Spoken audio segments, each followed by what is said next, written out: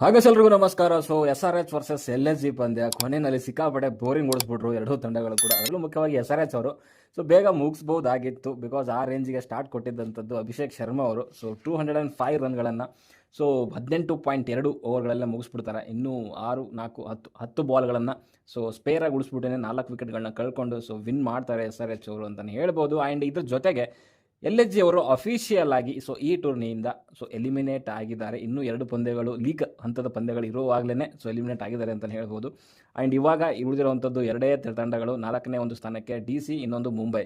So ಈ 2 ತಂಡಗಳ ಒಂದು ಮಧ್ಯದಲ್ಲಿ ಒಂದು ತಂಡ ಸೊ 4ನೇ ಒಂದು ಸ್ಥಾನ ಪಡ್ಕೊಳ್ಳುತ್ತೆ ಅಂತಲೇ ಹೇಳ್ತೀನಿ. ಆ್ಯಂಡ್ ಇವತ್ತಿನ ಪಂದ್ಯದ ಬಗ್ಗೆ ಮಾತಾಡೋಣ. ಮೊದಲನೇದಾಗಿ ಹೇಳೋದಾದರೆ ಸೊ SRH ಅವರು ಟಾಸ್ ಗೆದ್ದು ಸೊ ಬಾಲಿಂಗ್ನ ಆಯ್ಕೆ ಮಾಡ್ಕೊತಾರೆ. ಸೊ ಪಂದ್ಯ ನಡೆದಿರುವಂಥದ್ದು ಏಕನಾ ಸ್ಟೇಡಿಯಮಲ್ಲಿ, ಏಕನಾ ಸ್ಟೇಡಿಯಮಲ್ಲಿ ನಡೆದಿರುವಂಥದ್ದು.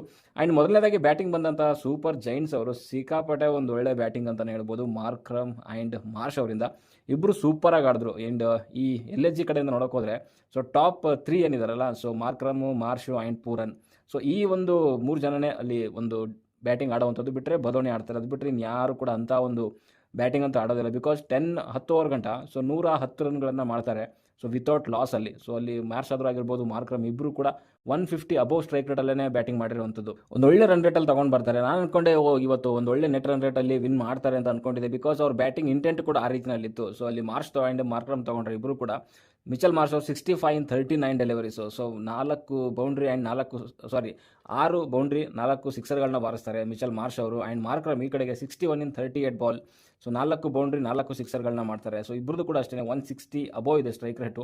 ಸೊ ಇದರಲ್ಲೇ ಗೊತ್ತಾಗ್ತಾ ಇತ್ತು ಮೇ ಬಿ ಇವತ್ತೊಂದು 220 230ವರೆಗೂ ಒಂದು ಟಾರ್ಗೆಟ್ ಇಟ್ಕೊಂಡಿದ್ದಾರೆ. ಬಿಕಾಸ್ ಅವರೇನಾದರೂ ಸೊ ಕ್ವಾಲಿಫೈ ಆಗಬೇಕು ಅಂತಂದರೆ ವಿನ್ ಆಗೋದಲ್ಲದೇ ನೆಟ್ ರನ್ ರೇಟ್ನ ಪಾಸಿಟಿವಲ್ಲಿ ತೊಗೊಂಡೋಗಿ ವಿನ್ ಆಗಬೇಕಾಗುತ್ತೆ. ಸೊ ಮೇ ಬಿ ಅದನ್ನು ತಲೆಯಲ್ಲಿ ಇಟ್ಕೊಂಡೇ ಬ್ಯಾಟಿಂಗ್ ಮಾಡೋಕ್ಕೆ ಬಂದಿದ್ದಾರೆ ಅಂತ ಅಂದ್ಕೊಂಡೆ. ಸೊ ಅದೇ ಇಂಟೆಂಟು ಕೂಡ ತೋರಿಸಿರುವಂಥದ್ದು. ಇಬ್ಬರು ಫಾರಿನ್ ಬ್ಯಾಟರ್ಸ್ಗಳು ಸಖತ್ತಾಗಿ ಬ್ಯಾಟ್ ಸ್ಟಾರ್ಟ್ ಮಾಡಿದ್ರು. ಸೊ ಯಾವಾಗ ಅಲ್ಲಿ ಮಿಚಲ್ ಮಾರ್ಷ್ ಅವರು ಔಟ್ ಆಗ್ತಾರೆ, ಅದಾದಮೇಲೆ ಬಂದಿರುವಂಥದ್ದು ಪಂತ್ ಬರ್ತಾರೆ. ಸೊ ನನಗೆ ಸ್ವಲ್ಪ ಶಾಕಿಂಗ್ ಅಂತ ಅನ್ನಿಸ್ತು, ಪಂತ್ ಏನಕ್ಕೆ ಬರೋಕ್ಕೆ ಹೋದ್ರು ಇಂಥ ಟೈಮಲ್ಲಿ, ಬಿಕಾಸ್ ಫಾರ್ಮಲ್ಲಿಲ್ಲ. ಸೊ ಅದ್ರ ಬದಲು ಸೊ ಅಟ್ಲೀಸ್ಟ್ ಬದೋನಿ ಅಥವಾ ಪೂರನ್ ಬರಬೇಕಾಗಿತ್ತು ಅಂತ. ಬಟ್ ಪಂತ್ ಬರ್ತಾರೆ. ಮೇ ಬಿ ಏನಾದರೂ ಚೇಂಜ್ ಮಾಡೋಣ, ಐ ಥಿಂಕ್ ಸ್ವಲ್ಪ ಹೊಡಿಬಡಿ ಆಟ ಆಡೋಣ, ರನ್ಗಳನ್ನ ಚೆನ್ನಾಗಿ ಸ್ಕೋರ್ ಮಾಡೋಣ ಅಂತ ಬಂದರು ಅಂತ ಅನಿಸುತ್ತೆ. ಬಟ್ ಪಂತ್ ಬಂದಾಗಲೇ ಅವ್ರು ಏನು ಆ ಒಂದು ಸ್ಟ್ರೋಕ್ ಮಾಡಲಿಕ್ಕೆ ಪ್ರಯತ್ನ ಪಟ್ಟರು, ಅವ್ರು ಆಗಲಿಲ್ಲ. ಒಂದು ಬೌಂಡ್ರಿ ತೊಗೊತಾರೆ ಬಿಟ್ಟರೆ. ಆ್ಯಂಡ್ ಅಗೇನ್ ಔಟ್ ಆಗ್ತಾರೆ. ಸೊ ಇಶಾನ್ ಮಲಿಂಗ್ ಅವರ ಒಂದು ಬೌಲಿಂಗಲ್ಲಿ ಸಖತ್ತಾಗಿರುವಂಥ ಕ್ಯಾಚ್ ಹಿಡಿದ್ರು. ಸೊ ಸಿಂಗಲ್ ತೊಗೊಳಕ್ಕೆ ಹೋಗಿ ಸೊ ಆ ಒಂದು ಕ್ಯಾಚ್ ಕೊಟ್ಟು ಔಟ್ ಆಗ್ತಾರೆ 7 ರನ್ನು 6 ಬಾಲಲ್ಲಿ. ಸೊ ಇವತ್ತು ಕೂಡ ಅವರ ಒಂದು ಬ್ಯಾಟಿಂಗ್ ಏನು ಅಂತ ಎಫೆಕ್ಟ್ ಮಾಡಲಿಲ್ಲ ಅಂತಲೇ ಹೇಳ್ಬೋದು SRH ಅವ್ರಿಗೆ. ಆ್ಯಂಡ್ ಓನರ್ ರಿಯಾಕ್ಷನ್ ಸಿಕ್ಕಾಪಟ್ಟೆ ಹಾರಿಬಲ್ ಆಗಿತ್ತು. ಸೊ ಬಾಲ್ಕಲಿನಲ್ಲಿ ಇದ್ದಂಥವ್ರು ಪಂತ್ ಔಟ್ ಆಗಿದ್ದ ತಕ್ಷಣ ಒಳಗಡೆ ಹೊಂಟೋಗ್ಬಿಟ್ರು. ಸಿಕ್ಕಾಪಟ್ಟೆ ಬೇಜಾರು ಮಾಡಿಬಿಟ್ಟಿದ್ದಾರೆ ರಿಷಬ್ ಪಂತ್ ಅವರು ಅವರ ಓನರ್ಗೆ. ಆ್ಯಂಡ್ ನೆಕ್ಸ್ಟ್ ಬಂದಂತಹ ಪೂರನ್ ಆ್ಯಂಡ್ ಮಾರ್ಕ್ರಮ್ ಜೊತೆ ಆಗ್ತಾರೆ. ಪೂರನು ಅಷ್ಟೇ ಸೊ 45 ರನ್ 26 ಬಾಲಲ್ಲಿ ಅವರು ಸಿಕ್ಕಿರೋ ಒಂದು ಟೈಮಲ್ಲಿ ಬಾಲಲ್ಲಿ ಸೊ ಒಂದು ಡೀಸೆಂಟ್ ಆಗಿರುವಂಥ ಒಂದು ಆಟ ಅಂತಲೇ ಹೇಳ್ಬೋದು. ಬಿಕಾಸ್ ಮಾರ್ಕ್ರಮ್ 61 ಮಾಡಿ ಅವರು ಕೂಡ ಔಟ್ ಆಗ್ತಾರೆ ಹರ್ಷಲ್ ಪಟೇಲ್ ಬೌಲಿಂಗಲ್ಲಿ. ಆ್ಯಂಡ್ ಪೂರನು ಅಷ್ಟೇ 45 ಮಾಡ್ತಾರೆ. ಸೊ ಅದು ಬಿಟ್ಟರೆ ಇನ್ನು ಯಾರು ಕೂಡ ಡಬಲ್ ಡಿಜಿಟ್ ಮಾಡಲೇ ಇಲ್ಲ.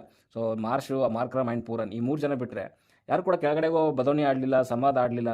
ಆ್ಯಂಡ್ ಅವ್ರಿಗೆ ಬಾಲು ಕೂಡ ಜಾಸ್ತಿ ಸಿಗಲಿಲ್ಲ. ಹಂಗೆ ನೋಡ್ಕೊಂಡು ಬದೋನಿಗೆ ಒಂದು 5 ಬಾಲ್ ಆಡಿದ್ದಾರೆ, ಸಮಾದ್ ಒಂದು 6 ಬಾಲ್ ಆಡಿದ್ದಾರೆ. ಇಬ್ಬರು ಕೂಡ ಅಷ್ಟೇ 3 ರನ್ ಮಾಡಿದ್ದಾರೆ. ಅಟ್ಲೀಸ್ಟ್ ಆ ಒಂದು 11 ಬಾಲಲ್ಲಿ ಒಂದು 30 ರನ್ನು ಆ ರೇಂಜಿಗೆ ಮಾಡಿದಿದ್ರೆ ಮೇ ಬಿ ಇನ್ನೊಂದು 20 ರನ್ ಜಾಸ್ತಿ ಆಗ್ತಿತ್ತೇನೋ. But Pooran, Marsh and Markram ಈ 3 ಜನನೇ ಒಂದು ಡಬಲ್ ಡಿಜಿಟ್ ದಾಟಿರುವಂಥದ್ದು. ಮಿಕ್ಕಿದವ್ರು ಯಾರು ಕೂಡ ಆ ಡಬಲ್ ಡಿಜಿಟ್ ದಾಟಲೇ ಇಲ್ಲ. ಬಟ್ ಈ ಒಂದು 3 ಜನಗಳ ಒಂದು ಕಾಂಟ್ರಿಬ್ಯೂಷನಿಂದನೇ ಸೊ 205 ರನ್ಗಳ ಒಂದು ಸ್ಕೋರ್ನ ತೊಗೊಂಡು ಬರ್ತಾರೆ. ಆ್ಯಂಡ್ ಇನ್ನು SRH ಬೌಲಿಂಗ್ ಬಗ್ಗೆ ಮಾತಾಡ್ತಾರೆ. ಸೊ ಇಲ್ಲಿ ಪ್ಯಾಟ್ ಕುಮಿನ್ಸ್ ಅವರು ಸೊ ಒಂದು 4 ಓವರಲ್ಲಿ 34 ರನ್ನ ಕೊಡ್ತಾರೆ. ಸೊ ಡೀಸೆಂಟ್ ಬೌಲಿಂಗ್ ಅಂತ ಹೇಳ್ಬೋದು. ಬಟ್ ಎಕಾನಮಿ ರೇಟ್ 8.5 ಇದೆ. ಆ್ಯಂಡ್ ಹರ್ಷ್ ದೂಬೆ ಸೊ ಸಿಕ್ಕಾಪಟ್ಟೆ ದುಬಾರಿ ಆದರು. ಸೊ ಡೆಬ್ಯೂ ಮ್ಯಾಚ್ ಅಂತ ಅನ್ಸುತ್ತೆ ಅವ್ರದ್ದು. ಬಟ್ ಸಿಕ್ಕಾಪಟ್ಟೆ ದುಬಾರಿ ಆದರೂ ಒಂದು ವಿಕೆಟ್ ಕೂಡ ತೊಗೊತಾರೆ. ಹರ್ಷಲ್ ಪಟೇಲ್ ಅವರು ಕೂಡ ದುಬಾರಿ ಆದರು. ಆ್ಯಂಡ್ ಇಶಾನ್ ಮಲಿಂಗ ಒಬ್ಬರು ಸ್ವಲ್ಪ ಡೀಸೆಂಟಾಗಿ ಚೆನ್ನಾಗಿ ಮಾಡಿದ್ದಾರೆ. 4 ಓವರಲ್ಲಿ 28 ರನ್ನು, ಸೊ 2 ವಿಕೆಟ್ ಕೂಡ ತೆಗಿತಾರೆ. ಸೊ ಇವರೊಬ್ಬರು ಚೆನ್ನಾಗಿ ಮಾಡಿದ್ರು ಅಂತಲೇ ಹೇಳ್ತೀನಿ. ಆ್ಯಂಡ್ ಇನ್ನು ಚೇಸ್ ಬಗ್ಗೆ ಮಾತಾಡಿದ್ರೆ ಸೊ LSG ಏನು 205 ರನ್ಗಳನ್ನ ಮಾಡಿತ್ತು. ಆ್ಯಂಡ್ ಈ ಕಡೆಗೆ ಸನ್ರೈಸರ್ಸ್ ಅವರು ಈ ಒಂದು ಚೇಸ್ನ ಸ್ಟಾರ್ಟ್ ಮಾಡಿದಾಗ ಸೊ ಅಲ್ಲಿ ತಾಯಿದೆ ಅವ್ರನ್ನ ತೊಗೊಂಡು ಬರ್ತಾರೆ. ಸೊ ಅಥರ್ವ ತಾಯಿದೆ ಅವರು ಸೊ ಆಡಲ್ಲ. ಮೇ ಬಿ ಲಾಸ್ಟ್ ಸೀಸನಲ್ಲೆಲ್ಲ ಪಂಜಾಬಲ್ಲಿ ಇದ್ರು ಅಂತ ಅನ್ಸುತ್ತೆ. ಸೊ ಅದಾದಮೇಲೆ ಇಲ್ಲಿಗೆ ಬಂದಿದ್ದಾರೆ. ಫಸ್ಟು ಮೇ ಬಿ ಮ್ಯಾಚ್ ಇರ್ಬೇಕೇನೋ ಅವ್ರದ್ದು. 13 ರನ್ ಮಾಡ್ತಾರೆ 9 ಬಾಲಲ್ಲಿ, 3 ಬೌಂಡ್ರಿ ತೊಗೊತಾರೆ. ಸೊ ಆ್ಯಂಡ್ ಅಭಿಷೇಕ್ ಶರ್ಮಾ ಸಖತ್ತಾಗಿ ಆಡಿದ್ರು. 59 ರನ್ನು 20 ಬಾಲಲ್ಲಿ ಎಂಥ ಶಾಟ್ಗಳು, 4 ಬೌಂಡ್ರಿ 6 ಸಿಕ್ಸರ್ಗಳು ಸೂಪರಾಗಿ ಹಾಕಿದ್ರು ಅಂತಲೇ ಹೇಳ್ಬೋದು. ಆ್ಯಂಡ್ ಬಿಷ್ಣೋಯಿಗೆ 1 ಓವರಲ್ಲಿ 4 ಸಿಕ್ಸರ್ಗಳನ್ನು ಬಾರಿಸ್ತಾರೆ. ಸಖತ್ತಾಗಿ ಒಂದು ಬ್ಯಾಟ್ ಮಾಡಿದ್ರು ಅಂತಲೇ ಹೇಳ್ತೀನಿ. ಆ್ಯಂಡ್ ಆ ಒಂದು ಸ್ಟಾರ್ಟ್ ಇತ್ತಲ್ಲ, ಆ ಸ್ಟಾರ್ಟು ಸಖತ್ತಾಗಿ ತೊಗೊಂಡು ಬಂದರು. ಆ್ಯಂಡ್ ಇಶಾನ್ ಕಿಶನ್ ಅಷ್ಟೇ ಸ್ವಲ್ಪ ಸ್ಲೋ ಆಡಿದ್ರು ಕೂಡ ಒಂದು ಒಳ್ಳೆ ಪಾರ್ಟ್ನರ್ಶಿಪ್ ಮಾಡಿದ್ರು ಅಭಿಷೇಕ್ ಶರ್ಮಾ ಜೊತೆಗೆ ಸೇರಿಕೊಂಡು. So 35 in 28 Balu. ಸೊ ಅವರು ಕೂಡ ಒಂದು ಚೆನ್ನಾಗಿ ಕಚ್ಕೊಂಡಿದ್ರು. ಬಟ್ ದಿಗ್ವೇಶ್ ರಾಥೆ ಅವರ ಬೌಲಿಂಗಲ್ಲಿ ರಿವರ್ಸ್ ಸ್ವೀಪ್ ಹೊಡೆಯೋಕೆ ಹೋಗಿ ಔಟ್ ಆಗ್ತಾರೆ. ಆ್ಯಂಡ್ ಅಭಿಷೇಕ್ ಶರ್ಮಾ ಅಂತೂ ಒಂದು ಹಾಫ್ ಸೆಂಚುರಿ ಮಾಡ್ಕೊಂಡು ಅದ್ಭುತವಾಗಿರುವಂಥ ಒಂದು ಬ್ಯಾಟಿಂಗ್ ಅಂತಲೇ ಹೇಳ್ತೀನಿ. ಆ್ಯಂಡ್ ಕ್ಲಾಸೇನು ಕೆಳಗಡೆಗೆ ಸೊ ಕ್ಲಾಸೆನ್ ಆ್ಯಂಡ್ ಕುಮಿಂದು ಮೆಂಡಿಸ್ ಅವರಿಬ್ಬರು ಒಂದು ಮ್ಯಾಚ್ ಫಿನಿಶಿಂಗ್ ಒಂದು ರೋಲ್ನ ತೊಗೊಂಡು ಬಂದರು ಅಂತಲೇ ಹೇಳ್ಬೋದು. ಕೊನೆವರೆಗೂ ತೊಗೊಂಡು ಬಂದರು ಆ್ಯಂಡ್ ಕೊನೆಗೆ ಬಾಲ್ ಟು ರನ್ ಇತ್ತು. ಸೊ ಇನ್ನೇನಿದೆ, ಸೊ ಆರಾಮಾಗಿ ಗೆದ್ಕೊಳ್ಳೋವಂಥ ಒಂದು ಮ್ಯಾಚ್ ಅಂತಲೇ ಹೇಳ್ಬೋದು. ಕೆಳಗಡೆಗೆ ಅಲ್ಲಿ ಯಾರು ರೆಡ್ಡಿ ಆ್ಯಂಡ್ ಅನಿಕೇತ್ ವರ್ಮಾ ಅವರಿಬ್ಬರು ಕೂಡ ಮ್ಯಾಚ್ನ ಫಿನಿಶ್ ಮಾಡ್ತಾರೆ. ಆ್ಯಂಡ್ ಕುಮಿಂದು ಮೆಂಡಿಸ್ ರಿಟೈರ್ಡ್ ಆಗ್ತಾರೆ. ಮೇ ಬಿ ಕಾಲಿಗೆ ಏನೋ ಇಂಜುರಿ ಆಗಿರ್ಬೋದು. ಹಾಸನ್ ಕೂಡ ಔಟ್ ಆಗ್ತಾರೆ 47 38 ಬಾಲಲ್ಲಿ. ಸೊ ಶಾರ್ದುಲ್ ಠಾಕೂರ್ ಅವರ ಬಾಲಿಂಗಲ್ಲಿ ಸೊ ಔಟ್ ಆಗ್ತಾರೆ. And Aniket Varma and Nitish Kumar Reddy so ಅವರಿಬ್ಬರು ಸೇರಿಕೊಂಡು ಮ್ಯಾಚ್ನ ಫಿನಿಶ್ ಮಾಡ್ತಾರೆ. ಇನ್ನೂ 10 ಬಾಲ್ಗಳನ್ನು ಉಳಿಸ್ಕೊಂಡು ಸೊ 4 ವಿಕೆಟ್ಗಳನ್ನ ಕಳ್ಕೊಂಡು ಅಂತಲೇ ಹೇಳ್ತೀನಿ. ಆ್ಯಂಡ್ ಇನ್ನು LSG ಬಾಲಿಂಗ್ ಬಗ್ಗೆ ಮಾತಾಡಿದ್ರೆ ಸೊ ದಿಗ್ವೇಶ್ ರಾತಿ ಒಬ್ಬರು ಡೀಸೆಂಟ್ ಬಾಲಿಂಗ್ ಅಂತ ಹೇಳ್ತೀನಿ. 2 ವಿಕೆಟ್ಗಳನ್ನ ತೆಗಿತಾರೆ. ಬಟ್ ಕೊನೆ ಓವರಲ್ಲಿ ಸ್ವಲ್ಪ ರನ್ಗಳು ಲೀಕ್ ಮಾಡ್ತಾರೆ. ಇದು ಬಿಟ್ಟರೆ ಇನ್ನು ಯಾರು ಕೂಡ ಅಂಥ ಒಂದು ಬೌಲಿಂಗ್ ಮಾಡಲೇ ಇಲ್ಲ ಅಂತಲೇ ಹೇಳ್ಬೋದು. ಆ್ಯಂಡ್ LSG ಅವರು ಸೊ ಈ ಸೀಸನ್ನಿಂದ ಎಲಿಮಿನೇಟ್ ಆಗಿದ್ದಾರೆ. ಸಿಕ್ಕಾಪಟ್ಟೆ ಡಿಸಪಾಯಿಂಟ್ ಮಾಡಿರ್ತಾರೆ ರಿಷಬ್ ಪಂತ್ ಅವರು ಅವರ ಓನರ್ಗೆ. ಬಿಕಾಸ್ 27 ಕೋಟಿಗಳನ್ನು ಕೊಟ್ಟು ಅವ್ರನ್ನ ಪರ್ಚೇಸ್ ಮಾಡಿದರು. ಸಿಕ್ಕಾಪಟ್ಟೆ ಒಂದು ಹೋಪ್ನ ಇಟ್ಕೊಂಡಿದ್ರು ಅಂತ ಅನಿಸುತ್ತೆ. ಸೊ ಅವರ ಬ್ಯಾಟಿಂಗಲ್ಲಾದರೂ ಆಗಿರ್ಬೋದು, ಅವರ ಒಂದು ಕ್ಯಾಪ್ಟನ್ಸಿನಲ್ಲಾದರೂ ಆಗಿರ್ಬೋದು, ಎರಡೂ ಕೂಡ ಅಂಥ ಒಂದು ಜವಾಬ್ದಾರಿತವಾಗಿ ಏನು ಬಂದಿಲ್ಲ. ಸೊ ನಮ್ಮ ರಿಷಬ್ ಪಂತ್ ಕಡೆಯಿಂದ ಗೊತ್ತಿಲ್ಲ ಮುಂದೆ ನೆಕ್ಸ್ಟ್ ಸೀಸನಿಂದ ಏನು ಮಾಡ್ತಾರೆ, ಅವ್ರನ್ನ ಇಟ್ಕೊತಾರೆ, ರಿಟರ್ನ್ ಮಾಡ್ಕೊತಾರೆ, ರಿಲೀಸ್ ಮಾಡ್ತಾರೆ ಅಥವಾ ಸೊ ಹೇಗೆ ಏನು ಮಾತುಕತೆ ನಡೆಯುತ್ತೆ ಅಂತ ಗೊತ್ತಿಲ್ಲ. ರಿಲೀಸ್ ಮಾಡಿದ್ರು ಕೂಡ ಏನು ಆಶ್ಚರ್ಯ ಪಡೋ ಹಾಗಿಲ್ಲ ಅಂತ ನನಗನ್ಸುತ್ತೆ. ತುಂಬ ಕಷ್ಟ ಇದೆ. 27 ಕೋಟಿ ಅಂತಂದರೆ ಅದರಲ್ಲಿ ನನ್ನ ಪ್ರಕಾರ ಒಂದು ಒಳ್ಳೆ ಪ್ಲೇಯರ್ಗಳು 3 ಜನ ಬರ್ತಾರೆ. ಸೊ ಅಂಥದ್ರಲ್ಲಿ 3 ಜನ ಪ್ಲೇಯರ್ನ ಒಬ್ಬನ ಮೇಲೆ ಇನ್ವೆಸ್ಟ್ ಮಾಡುವಂಥದ್ದು ಎಲ್ಲೋ ಕಷ್ಟ ಅಂತ ಅನಿಸುತ್ತೆ. ನೋಡೋಣ ಏನೇನಾಗುತ್ತೆ ಅಂತ. ಬಟ್ ಇನ್ನೂ 2 ಮ್ಯಾಚ್ ಇರಬೇಕಾದ್ರೇ ಇವರು ಪ್ಲೇ ಆಫಿಂದ ಔಟ್ ಆಗಿರುವಂಥದ್ದು ಒಂದು ರೀತಿಯಲ್ಲಿ ತೊಗೊಳ್ಳಿಕ್ಕೆ ಸ್ವಲ್ಪ ಕಷ್ಟ ಆಗುತ್ತೆ ಓನರ್ಗೆ. ನೋಡೋಣ ಏನು ಮಾಡ್ತಾರೆ ಅಂತ. ಓಕೆ, ಸೊ ಸದ್ಯಕ್ಕೆ ಹಿಡಿದಲ್ಲಷ್ಟೇ.